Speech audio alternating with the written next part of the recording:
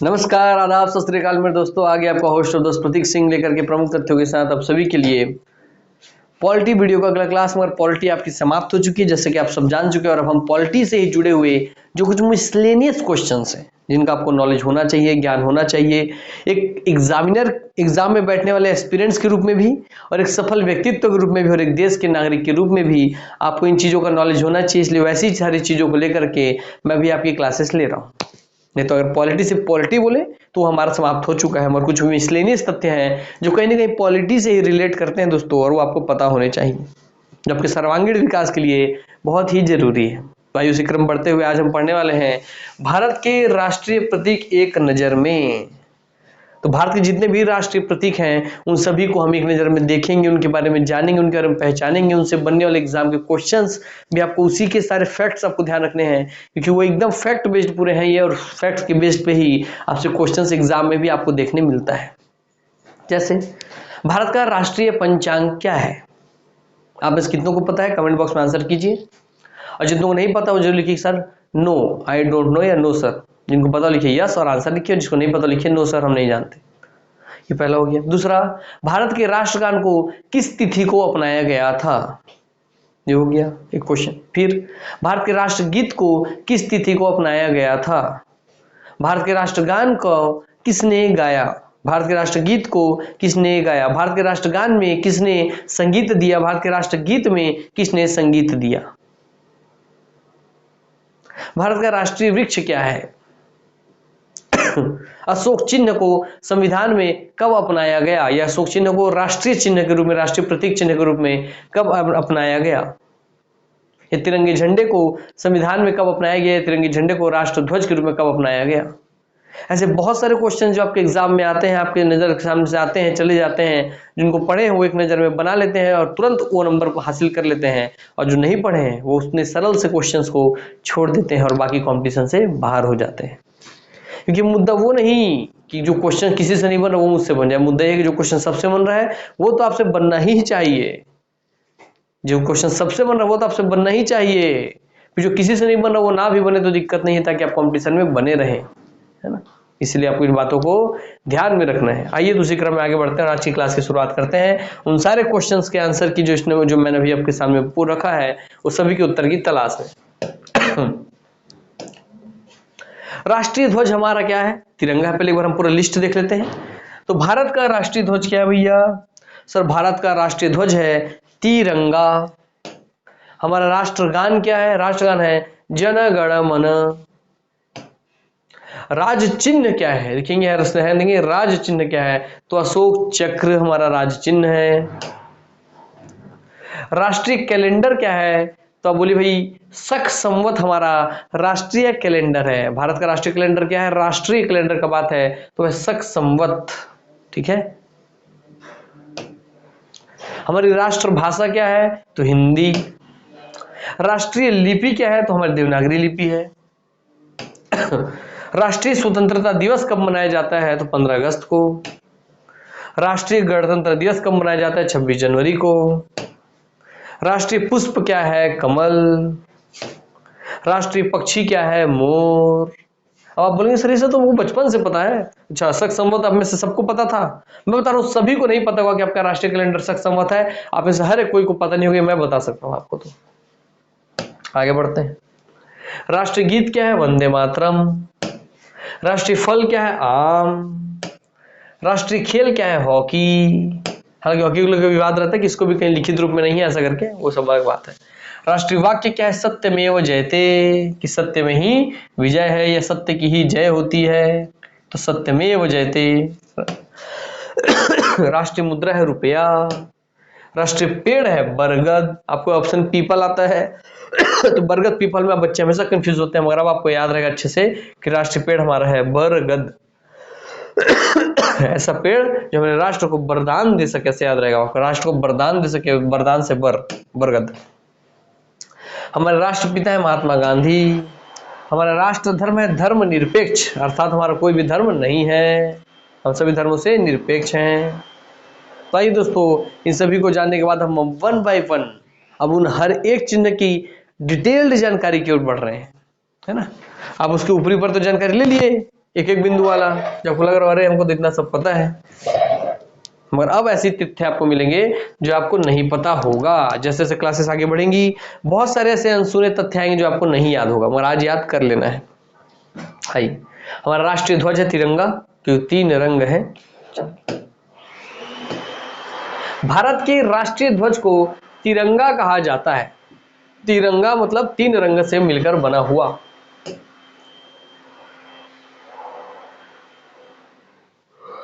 तो क्वेश्चन आ गया कि भारत के संविधान सभा ने तिरंगे झंडे को राष्ट्रीय ध्वज के रूप में कब अंगीकृत किया।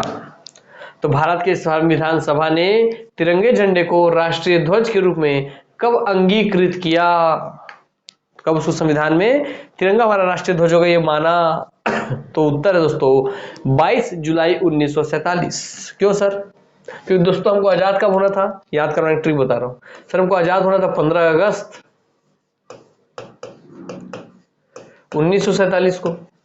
तो भैया 1947 को जब आप आजाद होने वाले हो, है ना, तो अगस्त में आपको आजादी मिलने वाला है, तो अगस्त से पहले आपका राष्ट्र ध्वज डिसाइड होगा, तभी तो आप आजादी के दिन फहराओगे उसको। इसलिए दोस्तों अगस्त से पहले कौन आता है, क्योंकि इस दिन आप आजाद हो तो आजादी के दिन आप झंडा फहराना है, तो उससे पहले झंडा डिसाइड होना चाहिए। तो अगस्त से पहले कौन सा महीना आता है, जुलाई, इसलिए जुलाई हो गया। तो आजादी तो हमको मिली थी, मगर कैसी मिली थी, बट करके हम 2-2 टुकड़े हो गए थे, हमारे क्या हो गए थे, 2-2 टुकड़े हो गए थे, तब हमको आजादी मिली थी। इसलिए हमारा राष्ट्रीय ध्वज अपनाया गया था 22 जुलाई 1947 को। अब आपको ये हिंट से ये ट्रिक याद रहेगा, ये डेट याद रहेगा। ध्यान रखिएगा, क्योंकि हम भैया अगस्त में आजादी मिलने वाला, तो झंडों से पहले डिसाइड हो, क्योंकि हम आजादी के दिन झंडा फहराएंगे, इसलिए अगस्त से पहले जुलाई आता है। तो 22 जुलाई 1947 को संविधान सभा ने तिरंगे झंडे को राष्ट्रीय ध्वज के रूप में अंगीकृत किया। आगे बढ़ते हैं। संविधान सभा द्वारा 14 अगस्त 1947 को राष्ट्रीय ध्वज प्रस्तुत किया गया। क्लियर हो गया? और राष्ट्रीय ध्वज प्रस्तुत कब हुआ, ये क्वेश्चन क्या पूछिए, देखिए अंगीकृत करना और प्रस्तुत करना। तो अंगीकृत बोलेगा तो 22 जुलाई 1947, और प्रस्तुत करना कि राष्ट्रीय ध्वज संविधान सभा द्वारा राष्ट्रीय ध्वज को प्रस्तुत किया गया। कब प्रस्तुत किया गया, तो बोलेंगे 14 अगस्त 1947, हमारे आजादी से एक दिन पहले, 15 अगस्त से एक दिन पहले। श्रीमती सरोजनी नायडू की अनुपस्थिति में हंसा मेहता ने राष्ट्रीय झंडा संविधान सभा को भेंट किया था। तो याद रखिएगा, वो राष्ट्रीय ध्वज किसके द्वारा भेंट किया जाना था, तो राष्ट्रीय ध्वज भेंट किया जाना था श्रीमती सरोजनी नायडू के द्वारा। मगर क्योंकि श्रीमती सरोजनी नायडू जी अनुपस्थित थी, इसलिए उस दिन हंसा मेहता ने राष्ट्रीय ध्वज संविधान सभा को भेंट दिया। अब बताइए, आप में से मैं लिख के दे सकता हूं, 100 में से 100 जितने भी लोग देख रहे हैं, 100 में 100% जितने बच्चे देख रहे हैं, उसमें किसी को भी ये क्वेश्चन नहीं पता होगा कि संविधान सभा को किनके द्वारा राष्ट्रीय ध्वज भेंट दिया गया। तो हंसा मेहता जी ने राष्ट्रीय झंडा संविधान सभा को भेंट दिया। फिर क्वेश्चन बन जाता कि हंसा मेहता के स्थान पर किनके द्वारा भेंट दिया जाना था, तो श्रीमती सरोजिनी नायडू जी के द्वारा भेंट दिया जाना था, मगर वो अनुपस्थित थी, इसलिए हंसा मेहता जी ने राष्ट्रीय झंडा संविधान सभा को भेंट दिया। बताइए क्या यह नया आपको नॉलेज मिला कि नहीं मिला। और दोस्तों अगर नया कुछ भी सीखने मिले तो आप समझिए, हर दिन अगर आप एक भी चीज नया सीखते हैं तो सोचिए महीने में आप 300 एक चीज 30, हर महीने 30 और साल भर 360 नई चीजें सीख लेंगे। समझ में आ रहा बात? और एक क्लास से सीख, और अगर आप एक दिन 4-5 क्लास देखते हैं तो उसका गुणा कर लीजिए। तो अगर हर दिन आप कुछ कुछ नया सीखते हैं तो हर दिन आपके ज्ञान की दुनिया में नया विकास होते जाएगा, वृद्धि होती जाएगी। आइए, वर्तमान राष्ट्रीय ध्वज का प्रथम डिजाइन यूरोप में सक्रिय भारतीय क्रांतिकारी मैडम भीखाजी कामा ने तैयार किया था। तो वर्तमान जो राष्ट्रीय ध्वज आपको दिखता है उसका प्रथम डिजाइन यूरोप में एक सक्रिय भारतीय क्रांतिकारी जिनका नाम है मैडम भीखाजी कामा। तो भीखाजी कामा ने ही वर्तमान राष्ट्रीय ध्वज को सबसे पहले डिजाइन किया था, जो कि यूरोप में फहराए थे झंडे को। तो मैडम भीखाजी कामा का नाम याद रखिएगा। ऐसे तिरंगे को बहुत लोग डिजाइन किए, मगर जो अभी जिस तिरंगा आप देखते हैं उस रूप को डिजाइन किया था मैडम भीखाजी कामा ने। ठीक, आइए, श्यामलाल ने झंडा गीत की रचना की। ये झंडा गीत की रचना किसने की, ये भी आपको दे देता, आपको लिखता रविंद्रनाथ टैगोर, बंकिम चंद्र चट्टोपाध्याय, तो आप वही मार के आ जाते। जबकि झंडा गीत की रचना की श्यामलाल जी ने।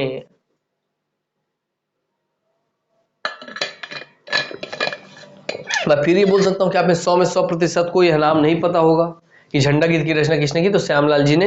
ईमानदारी है, अगर ईमानदारी तो आप खुद कमेंट करके बताइए कि हाँ भैया सही बात आपको नहीं पता था ना, तो आंसर लिखिए no no no no no. तो श्यामलाल जी ने झंडा गीत की रचना की। हमारे राष्ट्रीय तिरंगे का इतिहास, हमारे राष्ट्रीय तिरंगे का इतिहास 1929 ईस्वी से आरंभ होता है। अब देखिए इसका पूरा इतिहास कहां से आपके देश में झंडे का इतिहास चालू हो रहा है, उस चीज को अब देखते चलिए, है ना। तो हमारे राष्ट्रीय तिरंगे का इतिहास 1929 ईस्वी से आरंभ होता है, जब 3 दिसंबर 1929 ईस्वी को, क्या 3/12/29, 3/12/29, तो 3 दिसंबर 1929 ईस्वी को रावी नदी के तट पर जवाहरलाल नेहरू ने इसे फहराया था। ठीक है, याद रखेंगे, रावी नदी के तट पर इसे लहराया था। ठीक, तो 1929 के लाहौर अधिवेशन का बात हो रही है। तो हमारे राष्ट्रीय तिरंगे का इतिहास कहां चालू होता है, 1929 के लाहौर अधिवेशन के समय पर 3 दिसंबर 1929 को रावी नदी के तट पर जवाहरलाल नेहरू ने इसे फहराया था। नेहरू द्वारा रावी तट पर फहराए गए झंडे एवं वर्तमान झंडे में अंतर सिर्फ इतना है कि झंडे के बीच में चरखे की जगह पर अशोक चक्र आ गया है। पहले चरखा था, वो अभी आपका अशोक चक्र हो गया उस चरखे की जगह पर।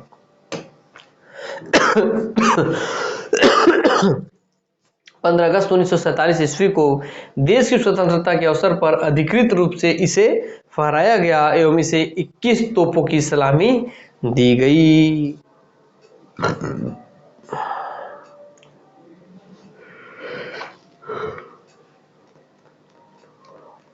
ठीक,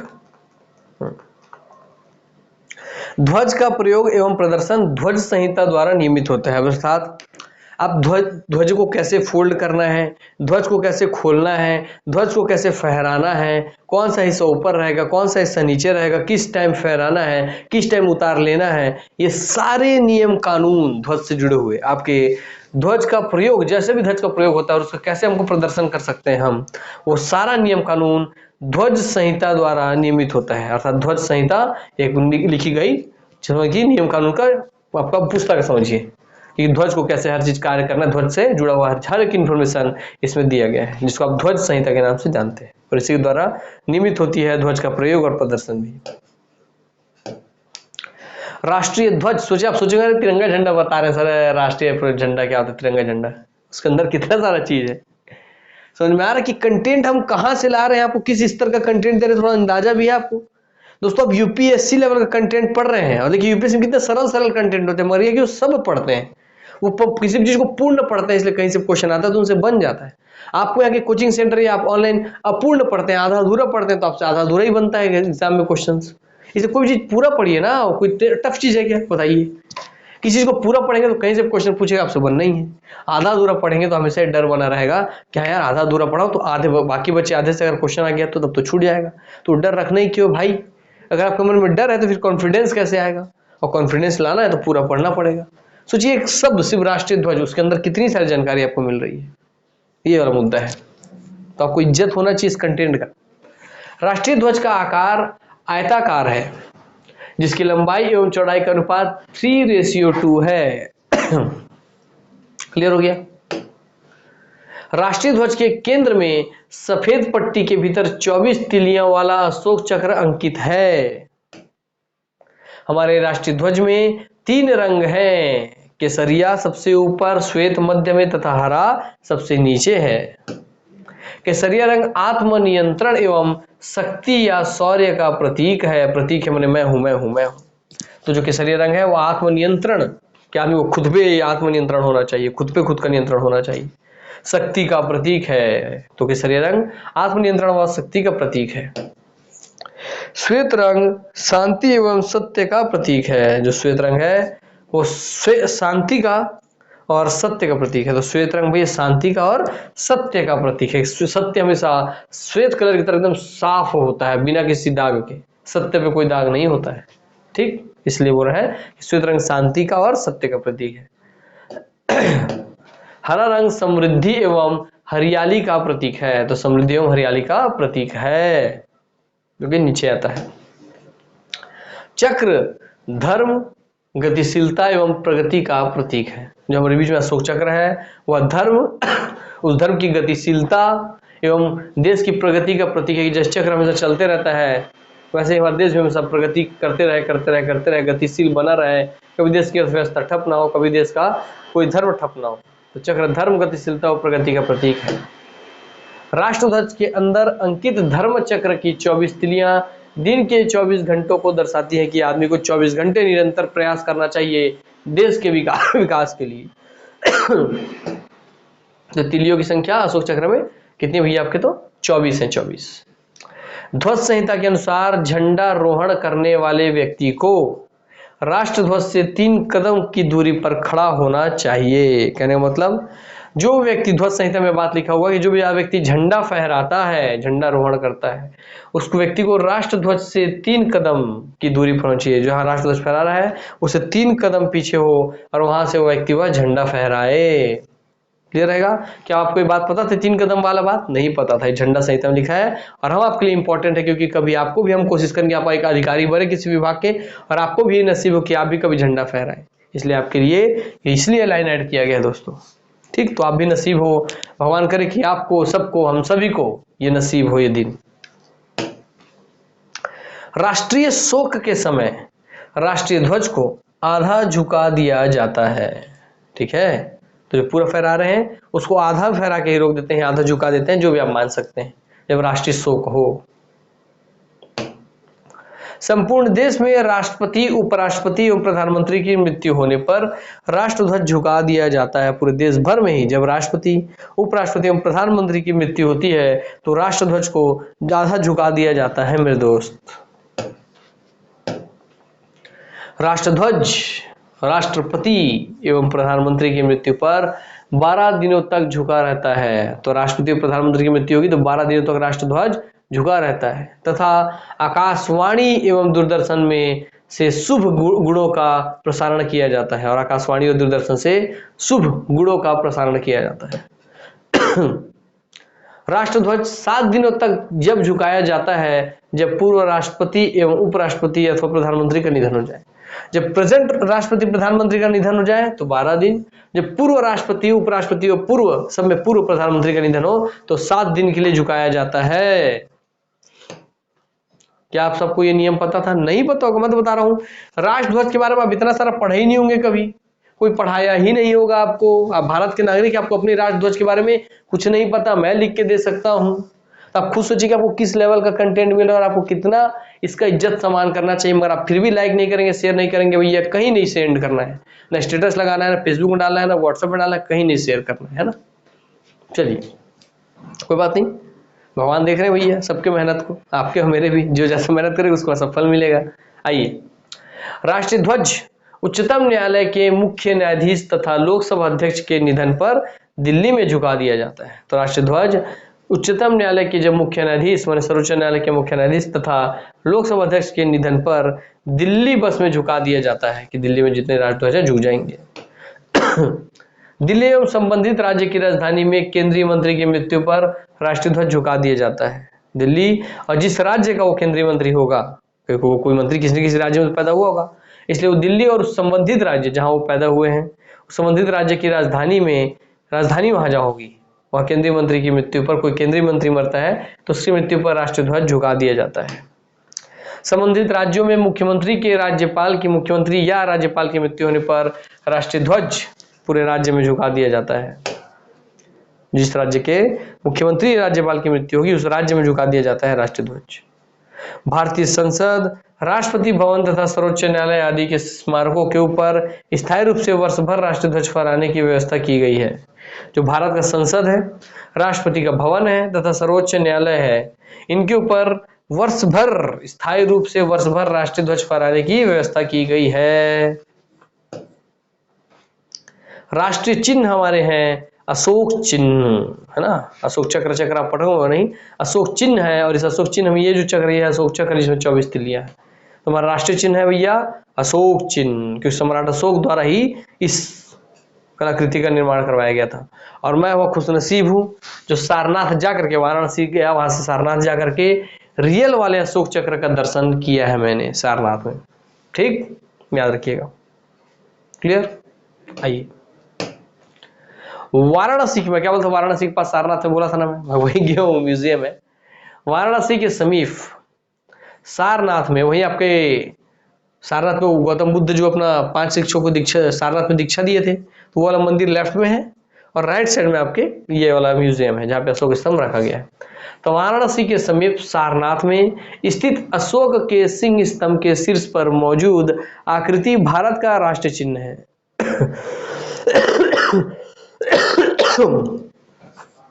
तो वाराणसी के समीप सारनाथ में स्थित अशोक के सिंह स्तंभ के शीर्ष पर मौजूद आकृति भारत का राष्ट्रीय चिन्ह है।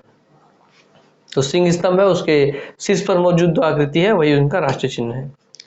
भारत सरकार द्वारा इसे कब अंगीकृत किया गया, तो बोलेंगे भाई 26 जनवरी 1950 अर्थात प्रथम गणतंत्रता दिवस।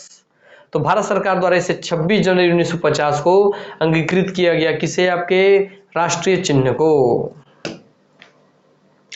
मूल आकृति कुछ इस प्रकार है कि 4 सिंह एक दूसरे की ओर पीठ करके खड़े हैं, ठीक।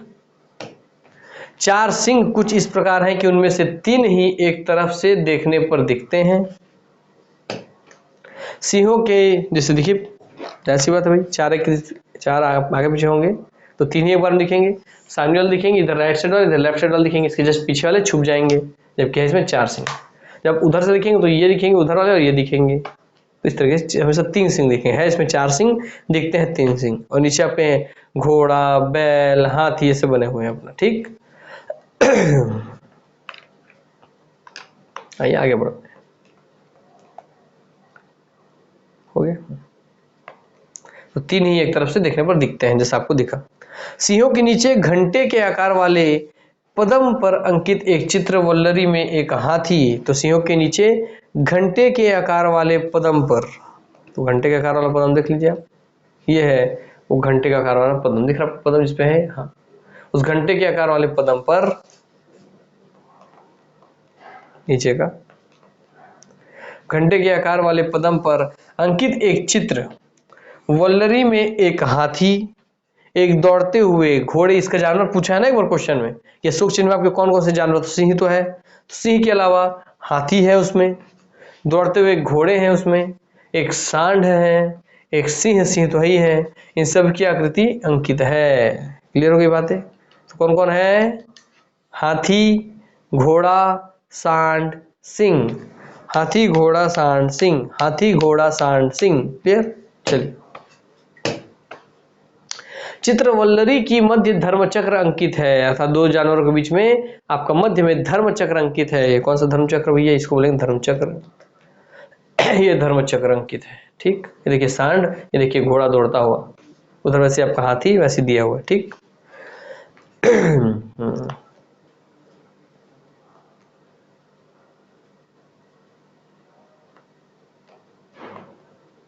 संपूर्ण सिंह स्तंभ एक ही पत्थर को काटकर बनाया गया, वो पूरे चारों सिंह वाली आकृति एक ही पत्थर, पूरी जो आकृति है वो एक ही पत्थर को ऐसा तराश के बनाए हैं।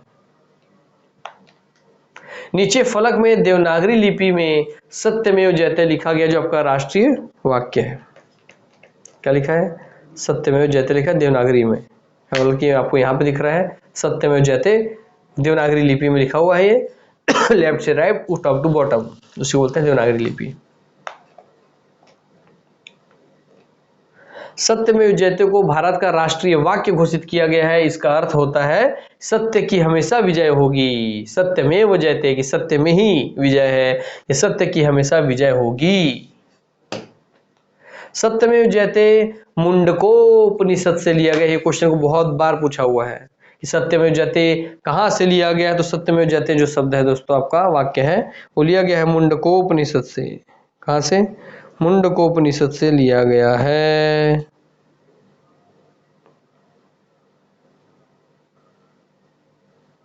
ठीक, याद रखिए इसको, मुंडकोपनिषद को आपको मंडुक करके दे देगा, इसको घुमाने के लिए ऑप्शन देगा मंडुक, मुंह में जो है वो ड में उक लगा देगा, तो मंडुकोपनिषद होकर देगा उसी को, मोंडुको म में उक लगा मोंडुकोपनिषद कर देगा। नहीं दोस्तों, मुंडकोपनिषद में है, मुंडकोपनिषद। कैसे याद रहेगा, आप किससे आप बोलते हैं ना मुंडी, मुंडी, तो मुंडी से याद रखिए, मुंडी, तो मुंडी, मुंडी, तो मुंडकोपनिषद से लिया गया सत्यमेव जयते। ये एक उपनिषद है, उपनिषद है मुंडकोपनिषद। वहां से लिया गया है। अब आते हैं दोस्तों, आपका वो खत्म हो गया क्या, हमारे राष्ट्रीय चिन्ह के बारे में हम पढ़ लिए, हम राष्ट्रीय अपने ध्वज के बारे में पढ़ लिए। हमारी बारी है राष्ट्र के गान की। ठीक, आइए। राष्ट्रगान के रूप में जन गण मन को स्वीकृत किया गया है। रविंद्रनाथ टैगोर ने 1911 में इस गीत की रचना की थी। कांग्रेस के कलकत्ता अधिवेशन में सर्वप्रथम 27 दिसंबर 1911 को इसे गाया गया था। ठीक है, कब गाया गया था राष्ट्रगान सबसे पहले, कब गाया गया? कांग्रेस के कलकत्ता अधिवेशन में सबसे पहली बार 27 दिसंबर 1911 को ही गाया गया था। तो वह बहुत सारा पूछ सकता है कि कांग्रेस के कौन से अधिवेशन में गाया गया था? कलकत्ता अधिवेशन में गाया गया था। कौन सी तिथि को गाया गया था? तो 27 दिसंबर 1911 गाया गया था। तो 27/12/11। ठीक है। तत्वबोधिनी नामक पत्रिका में जनवरी 1912 ईस्वी में यह गीत भारत भाग्य विधाता शीर्षक के तहत प्रकाशित हुआ था। ठीक है, क्योंकि आप पढ़ते हैं जनगण मन में, ठीक, कि अधिनायक जय है भारत भाग्य विधाता, उसी शीर्षक के साथ ये लॉन्च किया गया था। तो तत्वबोधिनी नामक पत्रिका में इसका प्रकाशन होते पूछता है कि राष्ट्रगान किसमें प्रकाशित किया गया था? तो राष्ट्रगान का प्रकाशन होना तत्वबोधिनी नामक पत्रिका में किया गया था। तत्वबोधिनी नामक पत्रिका में, और कब? जनवरी 1912 ईस्वी में किया गया था, है ना, जनवरी 1912 ईस्वी में किया गया था। और भारत भाग्य विधाता इसका शीर्षक था। तो ये पूछ सकता है आपसे कि इसका शीर्षक क्या रखा गया था, ये भी आपसे क्वेश्चन पूछा जा सकता है, ध्यान रखिएगा इस बात का भी। क्लियर? आइए बताइए भैया, आप में से कितने लोगों को, सही मायने में बताइएगा, आप में से कितने लोगों को इतनी सारी जानकारियां पता थी सबके बारे में? हाँ, से एकदम स्पष्ट है कि नहीं थी पता? मैं तो खुद बता रहा हूँ। आइए और जानकारी देखते हैं। तो तत्वबोधिनी नामक पत्रिका में जनवरी 1912 में यह गीत भारत भाग्य विधाता शीर्षक के साथ प्रकाशित हुआ था। 1919 ईस्वी में मॉर्निंग सॉन्ग ऑफ इंडिया शिक्षक के तहत रविंद्रनाथ टैगोर ने इस गीत का अंग्रेजी रूपांतरण किया था। तो उसका अंग्रेजी में क्या लिखा था उन्होंने? मॉर्निंग सॉन्ग ऑफ इंडिया, इस शीर्षक के साथ खुद रविंद्रनाथ टैगोर जी ने इस गीत को अंग्रेजी में रूपांतरित किया था, इंग्लिश में रूपांतरित किया था 1919 में। याद रखेंगे ना इसको, ये टाइटल को भी किन्होंने किया, इसको भी, ठीक, और अंग्रेजी में, और कब? 1919 ईस्वी को।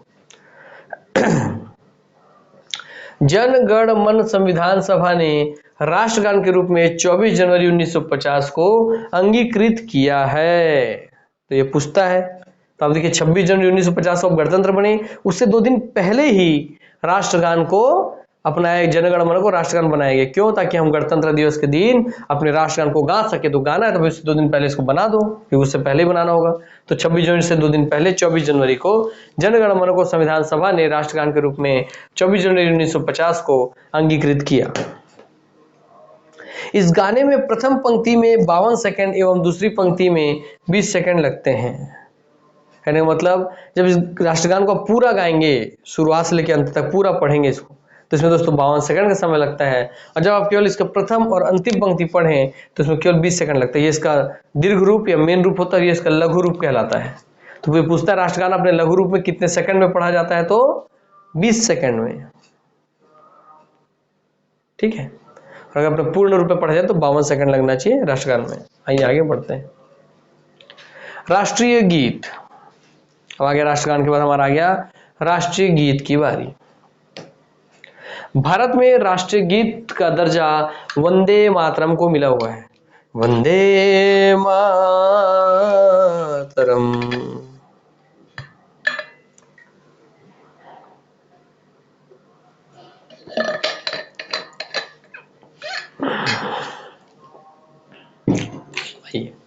तो भारत में राष्ट्र गीत का दर्जा, गीत, गान बोलेगा तो जनगण मन, गीत बोलेगा तो वंदे मातरम। इस गीत की रचना 1874 ईस्वी में बंकिम चंद्र चट्टोपाध्याय ने की थी। कब की थी? 1874 ईस्वी में ही कर ली थी। मैंने राष्ट्र गान से भी पुराना है इसका इतिहास। ठीक, 1874 ईस्वी में ही बंकिम चंद्र चट्टोपाध्याय या बंकिम चंद्र चटर्जी भी लिखे रहता है, दोनों ही सही हैं, उनके द्वारा गीत की रचना कर ली गई थी। अभी रचना हुआ है बस।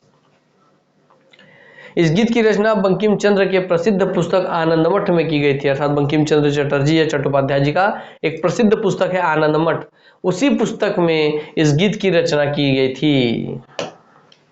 1896, ये 74 बाद 96 आ गए हम, है ना, 20 साल आपके 22 साल बाद। तो 1896 ईस्वी के कांग्रेस के राष्ट्रीय अधिवेशन में इसे पहली बार गाया गया था। तो कांग्रेस का जो राष्ट्रीय अधिवेशन था कब का, 1896 का, पहली बार इसे गाया गया था। राष्ट्रगीत को पहली बार कब गाया गया, तो 1896 के कांग्रेस के राष्ट्रीय अधिवेशन में गाया गया। इस गीत के कुल 5 पदों में प्रथम पद को ही राष्ट्रीय गीत के रूप में अंगीकृत किया गया। तो गीत में कुल 5 पद है, उसमें जो पहला पद है उसको ही आप राष्ट्रीय गीत का दर्जा दिए हैं, ये बात भी ध्यान रखिएगा कि पूछ सकता है कि राष्ट्रीय गीत में कुल कितने पद हैं, और कुल पदों में से राष्ट्रीय गीत की कौन से नंबर का पद है, ये क्वेश्चन बना तो सबका हालत खराब। तो कुल पद है 5, उसमें से पहले पद को ही राष्ट्रीय गीत का दर्जा प्राप्त हुआ है, प्रथम पद को राष्ट्रीय गीत के रूप में अंगीकृत किया गया। राष्ट्रीय गीत को गाने में 1 मिनट 5 सेकंड का समय लगता है। तो राष्ट्रीय गीत को गाने में 1 मिनट 5 सेकंड का समय लगता है, यानी कि 65 सेकंड का समय लगता है। इसको कभी आपको सेकंड में दे दे तो लिखेंगे 65 सेकंड का समय लगता है। तो 1 मिनट में 60 सेकंड और 5 सेकंड एक्स्ट्रा, तो 65 65 सेकंड का समय लगता है। जिससे राष्ट्रगान को दीर्घ रूप में गाने में 52 सेकंड लगता है, लघु रूप में गाने में 20 सेकंड लगता है, वैसे इसको गाने में आपके 65 सेकंड या 1 मिनट 5 सेकंड का समय लगता है।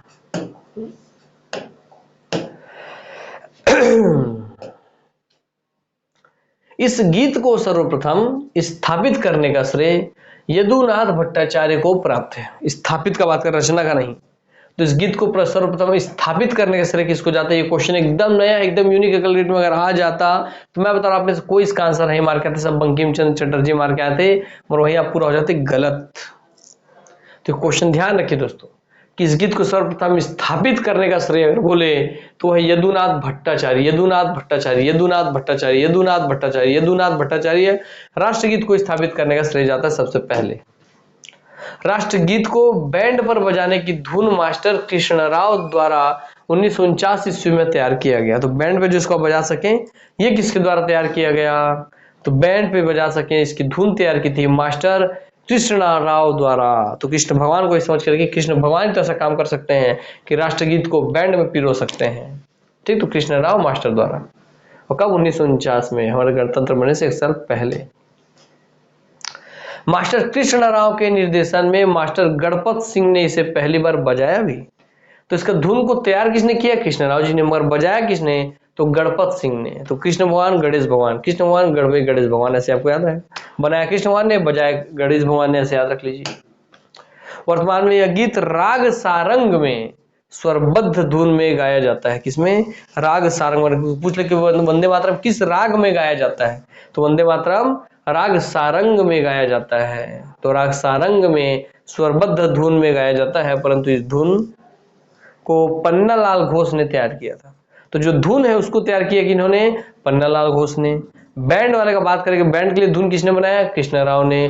बैंड वाले धुन पे, बैंड पे बजाया किसने? गणपत सिंह ने। मगर इसके धुन को किसने तैयार किया? राग सारंग पे। राग सारंग पे बहुत सारे राग होते हैं, राग भैरवी, राग ये, राग वो। उस तरह राग सारंग के धुन पे इसको तैयार किए पन्नालाल घोष जी ने, ठीक। वर्तमान में दूरदर्शन एवं आकाशवाणी अपने दैनिक कार्यक्रम का आरंभ राष्ट्रगीत से ही करते हैं।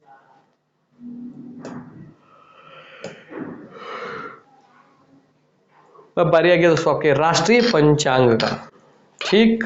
चलिए, आपका राष्ट्रीय ध्वज हो गया, राष्ट्रगान हो गया, राष्ट्रगीत हो गया, राष्ट्र प्रतीक चिन्ह हो गया।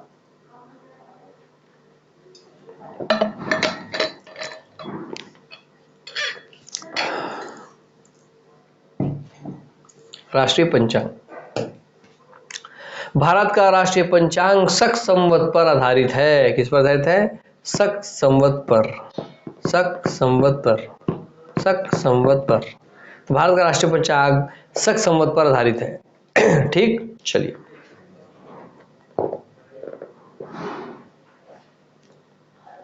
से पूछता है ना कि भारत का राष्ट्रीय पंचांग किस पर आधारित है? शक संवत पर है। शक संवत हमारा राष्ट्रीय पंचांग है।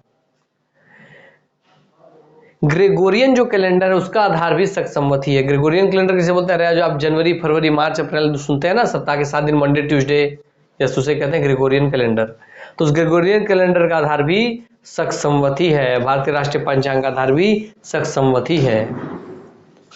78 ईस्वी में आरंभ हुए शक संवत का पहला महीना चैत्र है। आप समझो, चैत्र वैशाख ज्येष्ठ आषाढ़ बोलते हैं, वो शक संवती है दोस्तों। तो 78 ईस्वी में आरंभ हुए शक संवत का पहला महीना चैत्र है एवं सामान्यतः वर्ष 365 दिन का होता है इस शक संवत में, इसलिए साल के 365 दिन डिसाइड हो गए। भारत सरकार द्वारा इसे 22 मार्च 1957 को अपनाया गया। कब अपनाया गया?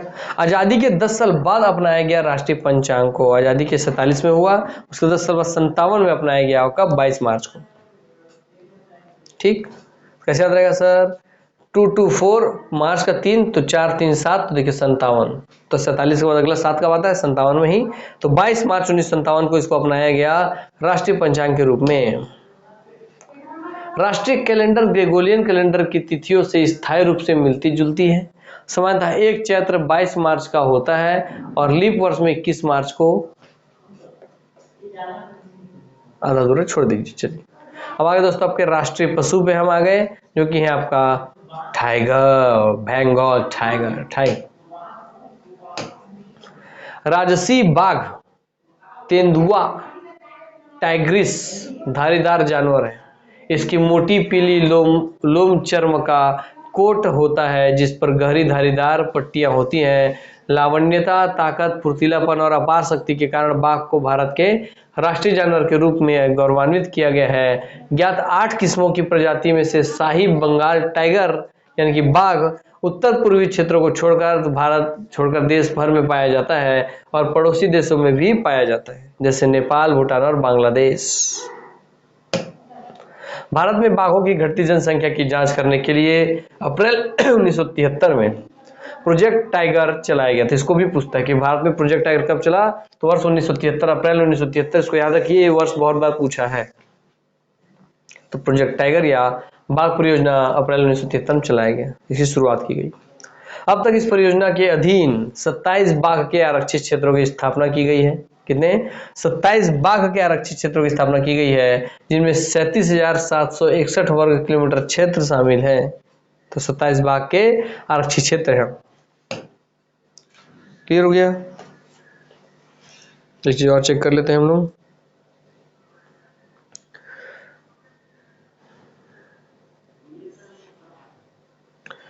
Total number of tiger reserve in India.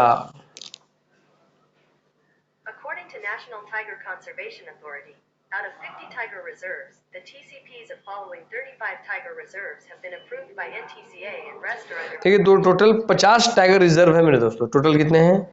50 tiger reserve है, मगर जो NTCA है, नेशनल टाइगर कंजर्वेशन अथॉरिटी, वो केवल 35 को ही मानती है, वैलिड मानती है। क्लियर?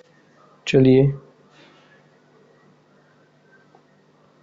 अब आपको बढ़ करके 2022 में 53 टाइगर रिजर्व हो गए हैं भारत में। ठीक है, कितने हो गए हैं भारत में? अब आपके टाइगर रिजर्व की संख्या हो गई 53 और 53वें नंबर का जो टाइगर रिजर्व है दोस्तों, वो है आपका रानीपुर टाइगर रिजर्व, जो कि आपका है उत्तर प्रदेश में।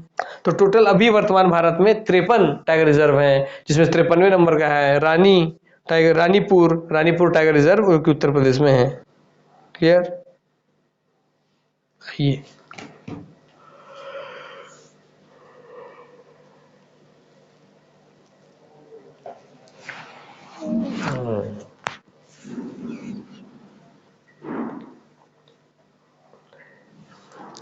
राष्ट्रीय हमारी जलीय जीव कौन है? तो राष्ट्रीय जलीय जीव है हमारी गंगा डॉल्फिन या गैंगेटिक डॉल्फिन। तो मीठे पानी की डॉल्फिन भारत का राष्ट्रीय जलीय जीव है। यह स्तनधारी जंतु पवित्र गंगा की शुद्धता को भी प्रकट करता है, क्योंकि यह केवल शुद्ध और मीठे पानी में ही जीवित रह सकते हैं। प्लेटेनिस्टा गैंगेटिका नामक यह मछली, तो इस मछली का नाम क्या है? साइंटिफिक नेम है प्लेटेनिस्टा गैंगेटिका। नवाकिया मछली लंबे नोकदार मुंह वाली होती है और इसके ऊपरी तथा निचले जबड़ों में दांत भी दिखाई देते हैं। इनकी आंखें लेंस रहित होती है, अर्थात इसलिए इनको अंधी मछली बोला जाता है। कि गंगा में नदी में पाई जाने वाली जो आपकी मछली डॉल्फिन है, गैंगेटिक डॉल्फिन, वो अंधी होती है क्योंकि इनकी आंखों में लेंस नहीं होता है और इसलिए यह केवल प्रकाश की दिशा का पता लगाने के साधन के रूप में कार्य करती हैं। डॉल्फिन मछलियां सब स्ट्रेट की दिशा में एक पख के साथ तैरती हैं और श्रिम्प तथा छोटी मछलियों को निगलने के लिए गहराई में जाती हैं। डॉल्फिन मछलियों का शरीर मोटी त्वचा और हल्के भूरे स्लेटी त्वचा सल्कों से ढका होता है और कभी कभार इसमें गुलाबी रंग की आभा दिखाई देती है। इसके पख बड़े और पृष्ठ दिशा का तक पख तिकोना और कम विकसित होता है।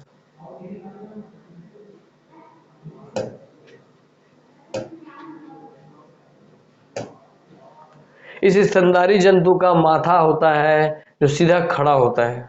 देखो भाई, ऐसे मछली का चोंच है, ऐसे उठा हुआ है, मतलब ऐसे मछली का चोंच है, ये मछली का डॉल्फिन मछली का तो ऐसे उठा होता है सीधा, है ना, उसको बोल रहा है कि सीधा खड़ा होता है।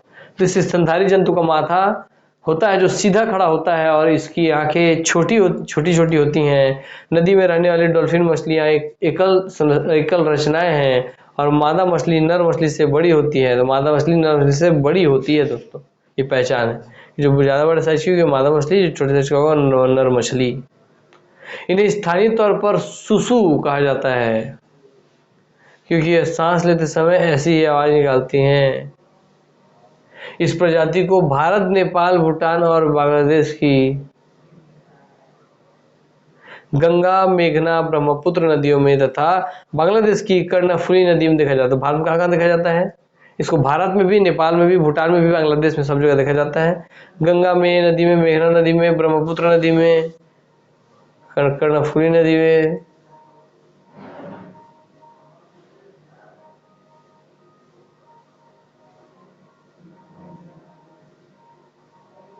ठीक, तो गंगा, मेघना, ब्रह्मपुत्र और बांग्लादेश की कर्णफुली नदी में देखा जा सकता है। नदी में पाई जाने वाली डॉल्फिन भारत की एक महत्वपूर्ण संकटापन्न प्रजाति है और इसलिए इसे वन्य जीव संरक्षण अधिनियम 1972, तो ये भी अपने आप में क्वेश्चन है कि वन्य जीव को संरक्षण करने वाला अधिनियम कब आया था? 1972 में आया था।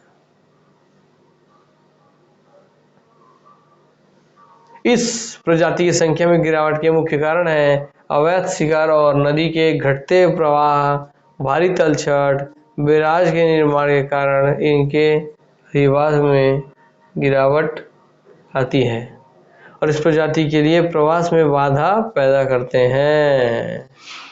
क्लियर हो गया बात? यस।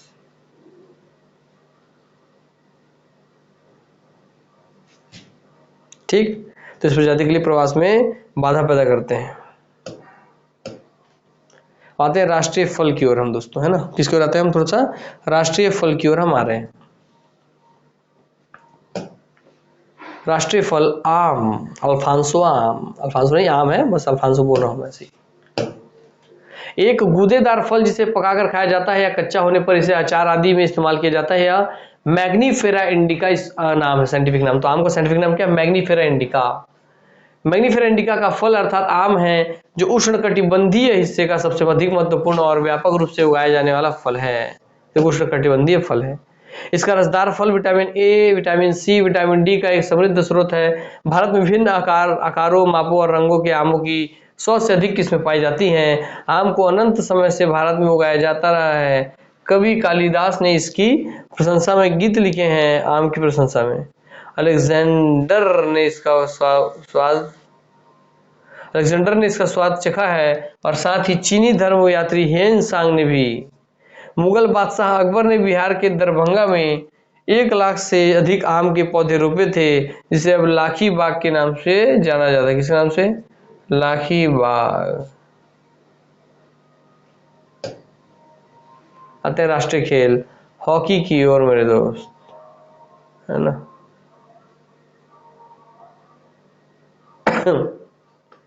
राष्ट्रीय खेल हॉकी। जब हॉकी के खेल की बात आती है तो भारत ने हमसे विजय पाई है। हमारे देश के पास 8 ओलंपिक स्वर्ण पदकों का उत्कृष्ट रिकॉर्ड है। भारतीय हॉकी का स्वर्णिम युग 1928 से 1956 तक ही बस रहा है, जिसमें वो 8 ओलंपिक स्वर्ण पदक जीते हैं भारत ने, क्योंकि उस समय हमारे पास थे कौन, एक से एक खिलाड़ी थे। उस खिलाड़ियों में सबसे टॉप के खिलाड़ी कौन थे बताइए। हॉकी का जादूगर किसे कहा जाता है, जिनकी बदौलत हम पाए स्वर्ण पदक और उनके उनके सौर जो सहयोगी थे उनकी बदौलत। तो 1928 1956 28 दूनी 56 हॉकी का, भारतीय हॉकी का स्वर्ण युग कहलाता है 1928 56 तक का, जब भारतीय हॉकी दल ने लगातार छह स्वर्ण पदक प्राप्त किए। भारतीय हॉकी दल ने 1975 में विश्व कप जीतने के अलावा 2 अन्य पदक रजत और कांस्य भी जीते। अंतर्राष्ट्रीय हॉकी महासंघ ने 1927 में वैश्विक संबद्धता अर्जित की। अंतर्राष्ट्रीय हॉकी संघ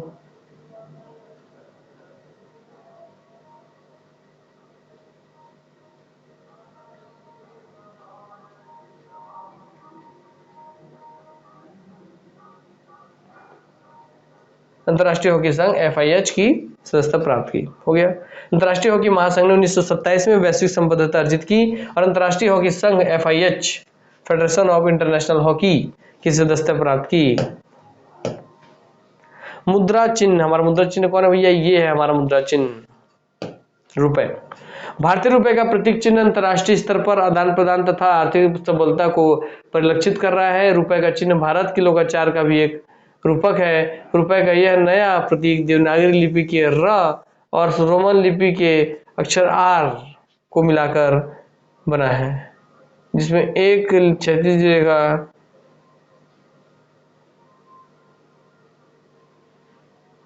ठीक।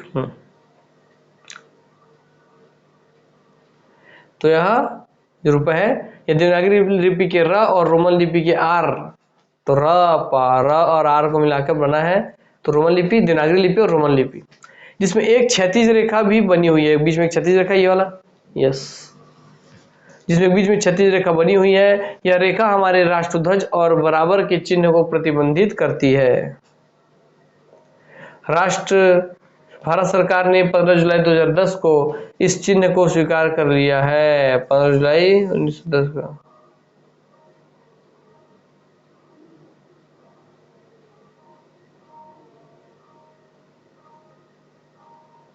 ठीक।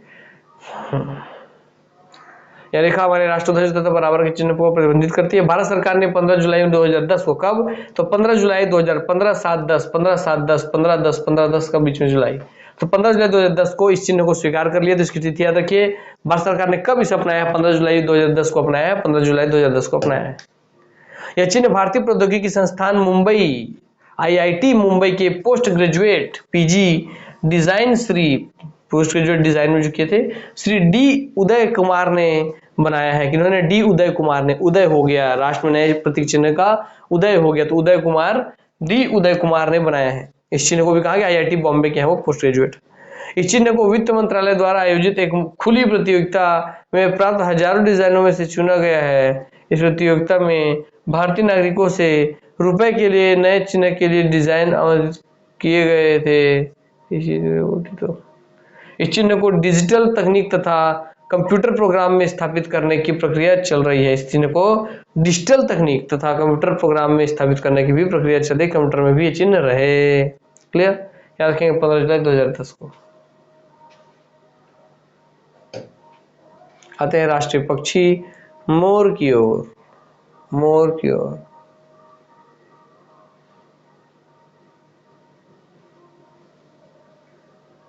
आ गया राष्ट्रीय पक्षी मोर। भारतीय मोर पावो क्रिस्टातुस, इसका साइंटिफिक नाम पूछ सकता है, तो उसका नाम है पावो क्रिस्टातुस। भारत का राष्ट्रीय पक्षी एक रंगीन हंस के आकार का पक्षी, पंखे आकृति की पंखों की कलगी, आंख के नीचे सफेद धब्बा और लंबी और पतली गर्दन होती है। इस प्रजाति का नर मादा से अधिक रंगीन होता है, जिसका चमकीला नीला सीना और गर्दन होती है और अति मनमोहक कांस्य हरा 200 लंबे पंखों का गुच्छा होता है।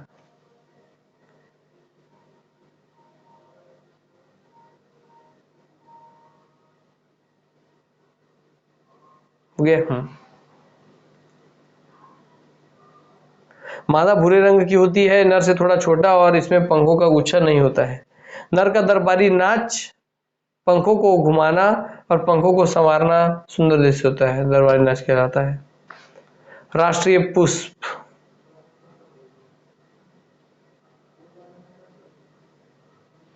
राष्ट्रीय पुष्प आ गया कमल, जिसको बोलते हैं साइंटिफिक नाम में नीलम्बो नुसिफेरा गिरटन। क्या बोलते हैं कमल को? नीलम्बो नुसिफेरा गिरटन, नीलम्बो नुसिफेरा गिरटन, नीलम्बो नुसिफेरा गिरटन। भारत का राष्ट्रीय फूल है कौन? कमल, कमल, कमल। यह पवित्र पुष्प है और इसका प्राचीन भारत की कला और गाथाओं में विशेष स्थान है और यह अति प्राचीन काल से भारतीय संस्कृति का मांगलिक प्रतीक रहा है। भारत पेड़ पौधों से हरा भरा है। वर्तमान में उपलब्ध डाटा वनस्पति विविधता में इसका विश्व में 10वां और एशिया में चौथा स्थान है। तो विश्व में 10वां और एशिया में चौथा स्थान है, काफी है।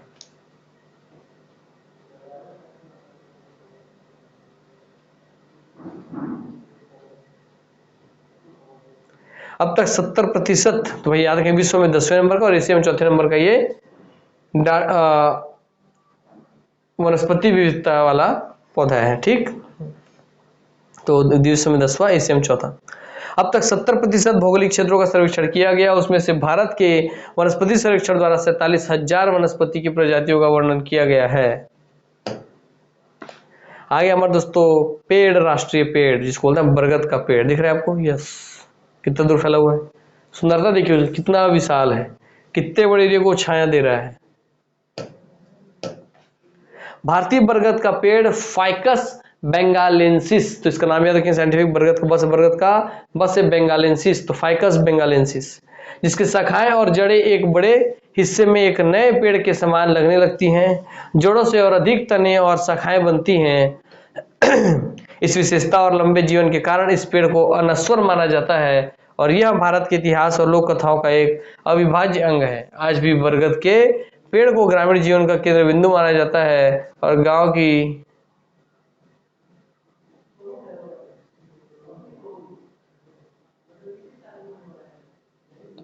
तो आज भी बरगद के पेड़ को ग्रामीण जीवन का केंद्र बिंदु माना जाता है और गांव की परिषद इसी पेड़ की छाया में बैठकर करती है। चलिए दोस्तों, तो इस तरीके से आपका पूरा राष्ट्रीय प्रतीक चिन्ह जुड़ा हुआ जितने महत्वपूर्ण चीजें थी उस पर हमने एक नजर डाल दिया है, एक नजर हम उसको अच्छे से पढ़ लिए हैं। क्लियर हो गई बातें?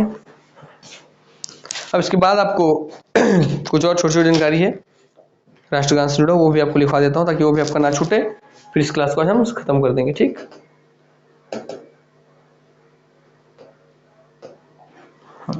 कुछ नई तथ्य जो राष्ट्रगान राष्ट्रध्वज से छूट गए हैं वो भी आपको लिखवा देता हूँ मैं।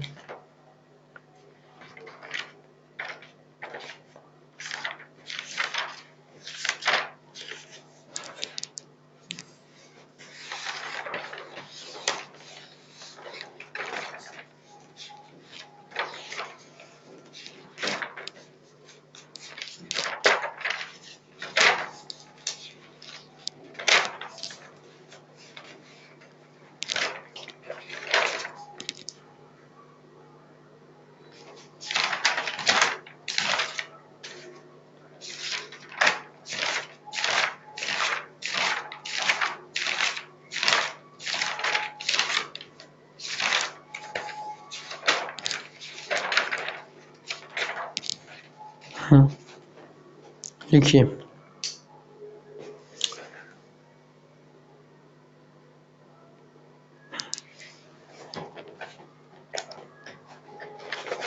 लिखवा देता हूं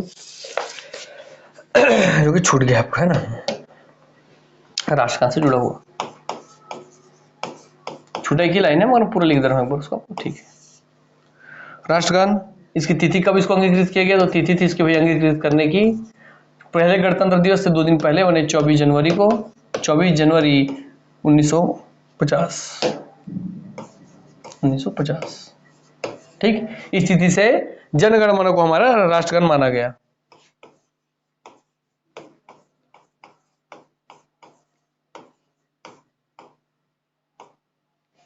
तो जनगण मन को राष्ट्रगान माना गया 24 जनवरी 1950 से।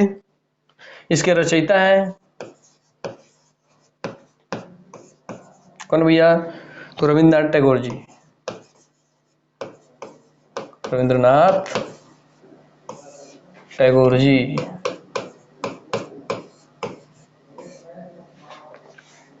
इसके संगीत निर्देशक, यही जो नया शब्द था जो आपको अलग से लिखवा रहा हूं जो नहीं था उधर, तो राष्ट्रगान के संगीत निर्देशक कौन है? संगीत के जो निर्देशन दिए थे, जिन्होंने इनके संगीत में निर्देशन दिया है, तो संगीत इसके निर्देशन या संगीत के डायरेक्टर कौन है?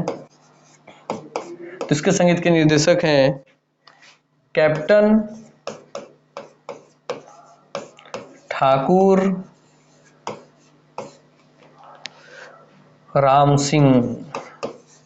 राम भवन का नाम है, इस तरीके से आपको याद रहेगा, राम भवन का नाम से करके, जो कि आजाद हिंद फौज के ही सदस्य थे। ये भी आजाद हिंद फौज के ही कैप्टन थे। तो कैप्टन लगा, इसका मतलब ये आजाद हिंद फौज के कैप्टन थे।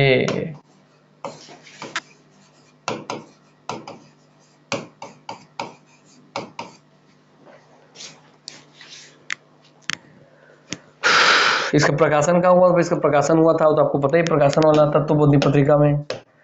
तो इसका प्रकाशन, राष्ट्रगान का प्रकाशन तत्वबोधिनी पत्रिका में हुआ था। तत्वबोधिनी पत्रिका में किया गया था, ठीक, जो कि अपने आप में एक बंगाली पत्रिका है। ये बात ध्यान रख लेंगे, रविंद्रनाथ टैगोर जी बंगाली हैं, तो बंगाली पत्रिका है।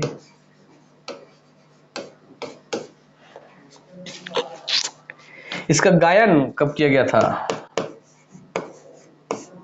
इसका गायन किया गया था 11/12/11, ऐसे रखेंगे 11/12/11। फिर 11 को मैं अच्छे से लिख देता हूँ, 11/12/1911, अर्थात 11 दिसंबर 1911 को इसका गायन किया गया था। और कब गायन किया गया था? जब जॉर्ज पंचम, जो कि ब्रिटेन के महाराज थे, उनके आगमन पर। जॉर्ज पंचम के आगमन पर ये गीत गाया गया था। जॉर्ज पंचम के आगमन पर, इसलिए इसमें विवाद भी होता है। कैसे विवाद होता है ये आपको समझा दूं मैं। इसका लघु रूप लिख देता, फिर बता दूंगा। इसका लघु रूप में 20 सेकंड का समय लगता है गाने में, और इसके दीर्घ रूप में